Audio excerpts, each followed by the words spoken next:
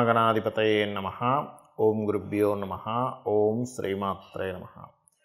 పరమేశ్వర స్వరూపమైనటువంటి జ్యోతిష, వాస్తు మరియు ఇతర అనేకమైనటువంటి శాస్త్రములను మనకు అందించినటువంటి మహర్షులకి నమస్కారం. హయగ్రీవ హయగ్రీవ హయగ్రీవేతి యో వదేత్ తస్స నిస్సరసేవాణి జహ్నుకన్యా ప్రవాహవత్. అరుణాం కరుణాతరంగితాక్షీం ధృతపాశాంకుశపుష్పబాణచాపాం అనిమాదిభిరావృతాం మయూకైః అహమిత్యేవ విభావయే భవానీం. శ్రీమాత్రే నమః.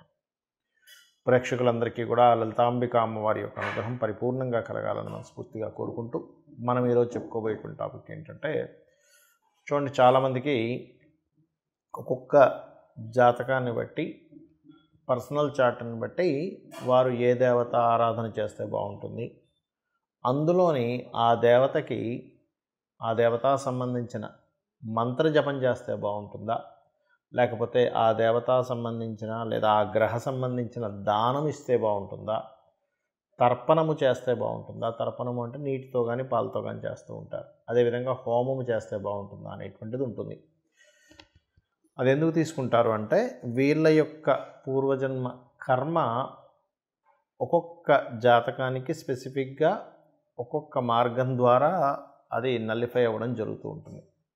ఆ రకంగా అది పర్సనల్ చార్ట్ చూడాలి. మరి పర్సనల్ చార్ట్ అనేటువంటిది చూసుకోవాలంటే ఎవరికి వాళ్ళకి తెలిసి ఉండాలి, లేదా ఏదైనా ఆస్ట్రాలజర్ని కన్సల్ట్ చేసి ఉంటే వాళ్ళ లగ్నం నుంచి లగ్నాధిపతి ఎలా ఉన్నాడు, పంచమాధిపతి అంటే ఉపాసనా స్థానాధిపతి ఎలా ఉన్నాడు, లేదా భాగ్యాధిపతి ఎలా ఉన్నాడు, వీళ్ళకి ఏ పర్పస్ మీద అయితే వీళ్ళు పూజ చేస్తున్నారో, లేకపోతే హోమం చేస్తున్నా, తర్పణం చేస్తున్నా, ఆ పర్పస్ని ఫుల్ఫిల్ చేసేటువంటి గ్రహ దశ నడుస్తుందా లేదా, ఒకవేళ నడవనట్లయితే ఆ గ్రహ దశ అనుకూలించేలాగా ఏ దేవతకు చేసుకోవాలనేటువంటిది ఉంటుంది. అయితే ఇవాళ మనం చెప్పుకోబోయే టాపిక్ ఏంటంటే, సహజంగా మీరు పలానా లగ్నంలో పుట్టారు, ఉదాహరణకి మేష లగ్నంలో పుట్టితే ఎవరికి తర్పణం కానీ హోమం కానీ ఇవి చేయాలి, లేదా వృషభ లగ్నంలో పుడితే ఏంటి అనేటువంటిది నేను మీకు ఒక్కొక్క లగ్నరీత్యా నేను మీకు చెప్తాను. మకర లగ్నము, మకర రాశి, మకరం వారికి కనుక చూసుకున్నట్లయితే లగ్నము, లగ్నాధిపతి మీకు సహజంగా శని భగవానుడు అవుతాడు. కాబట్టి మీరు శనివారాలు కానీ, శుక్రవారాలు కానీ, బుధవారాలు కానీ గుర్తుపెట్టుకోండి. మీరు దానము ఏ దానాలు ఇస్తే మంచిది అని చెప్పి చూసుకున్నట్లయితే, ఇక్కడ కందులు ఒకటి ముఖ్యంగా దానంగా ఇస్తూ ఉండాలి ఈ యొక్క మకరం వారు. ఎందుకంటే శనికి శత్రు సంబంధించిన గ్రహాల్లో కుజుడు ప్రధానమైనటువంటి గ్రహం. అంటే వీళ్ళ యొక్క ఎనర్జీ ఒకవేళ ఆగితే వాటి మూలంగానే ఆగుతూ ఉంటుంది. మరి దానం ఇచ్చేటువంటి ప్రక్రియల్లో రెండు రకాలు ఉంటాయి. ఒకటి, శత్రుగ్రహ సంబంధించినటువంటి పీడ రాకుండా ఉండడానికి, వీళ్ళ యొక్క పూర్వజన్మ పుణ్యాన్ని రాబట్టుకునే గ్రహాలు యాక్టివేషన్ అవ్వడానికి. మరి ఇంకో రెండు రకాల దానాలు ఏమి ఇవ్వాలి అంటే, బొబ్బర్లు, పెసలు ఎక్కువగా దానంగా ఇస్తూ ఉండాలి, గుర్తుపెట్టుకోండి. అదేవిధంగా మరొక విషయం ఏంటంటే, ఈ దానాలు బొబ్బర్లు శుక్రవారం పూట, పెసలు బుధవారం పూట ఇవ్వాలి, కందులు మంగళవారం పూట ఇవ్వాలి. అదేవిధంగా నక్షత్రాలు ఉంటాయి కొన్నిసార్లు, అంటే అలాగా పెసలు ఏ నక్షత్రాల్లో ఇస్తే ఇంకా విశేషము. కొన్ని యోగాలు ఉంటాయి, మంచి యోగాలు ఆ సమయంలో ఇస్తే కూడా మంచిది. అంటే ముఖ్యంగా నేను మీకు నక్షత్రాలు చెప్తాను.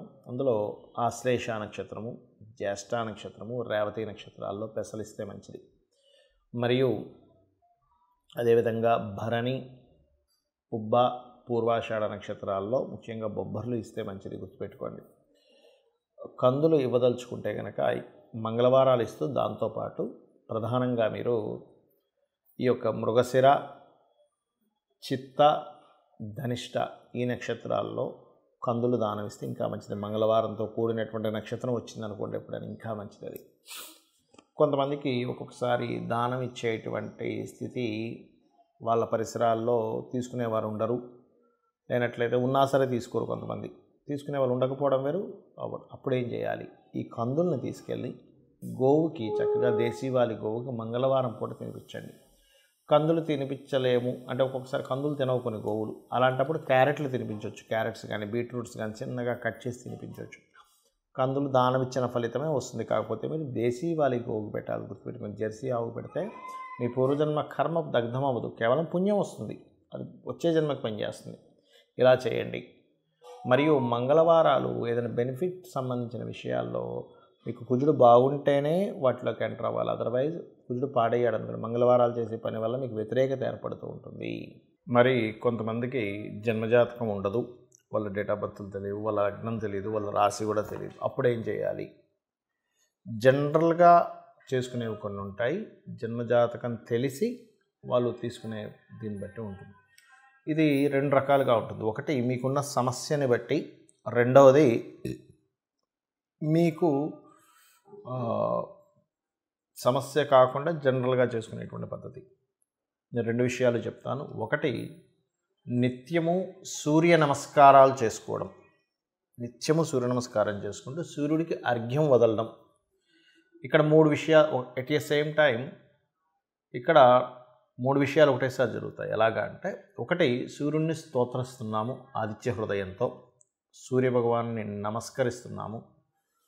సూర్యుడు అగ్నిస్వరూపం, అంటే సూర్యుడిని నమస్కరిస్తున్నామంటేనే ఒక హోమం చేస్తున్నట్టుగా, యజ్ఞం చేస్తున్నట్టుగా, సూర్యుడికి నీళ్ళు వదులుతున్నామంటే తర్పణం జరుగుతున్నట్టుగా.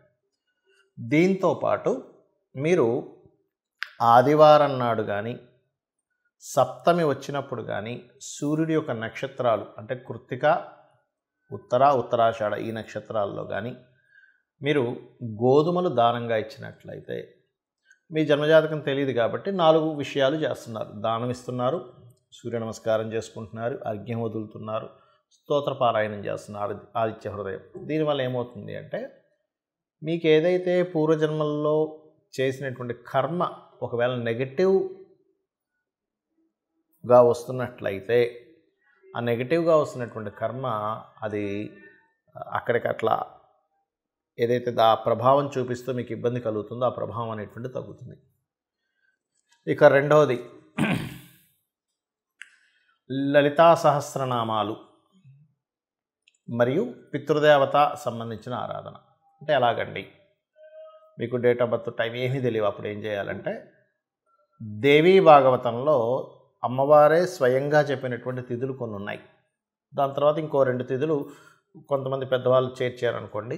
అవి ఏమిటి అంటే, ఒకటి చతుర్దశి, అష్టమి, నవమి. ఈ 3 తిథుల్లో నా యొక్క అనుగ్రహం అంటే అమ్మవారి యొక్క అనుగ్రహం చాలా దగ్గరగా ఉంటుందట.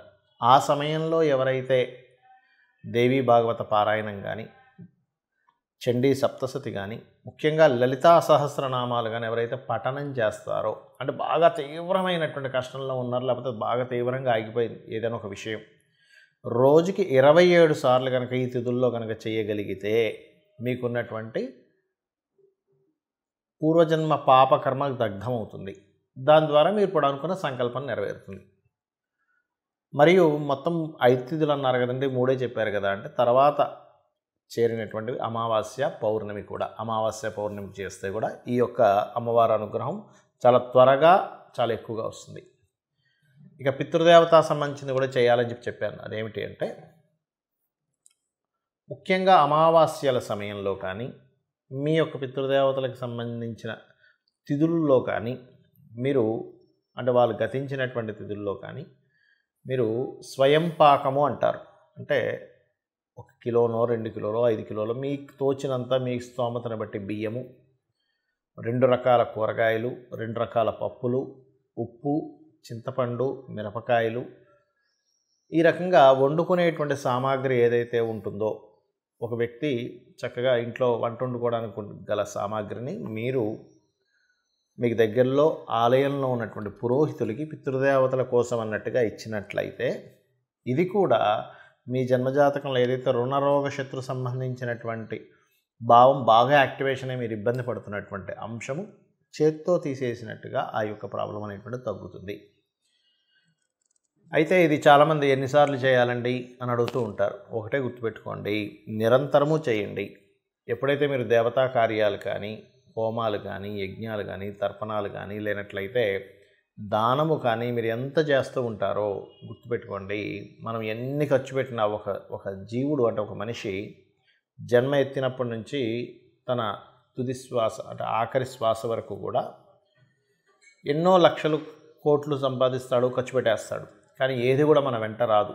కేవలం భగవత్ సంబంధించినటువంటిది, పరోపకారం చేసినటువంటి, పరోపకారంగా ఉపయోగించిన ధనం సంబంధించిన పుణ్యము మాత్రమే మన వెంట వస్తుంది, గుర్తుపెట్టుకోండి. కాబట్టి లేదా గోసేవ, గోవులకు వెళ్ళి సేవ చేస్తే కూడా అది పుణ్యంగా వస్తుంది.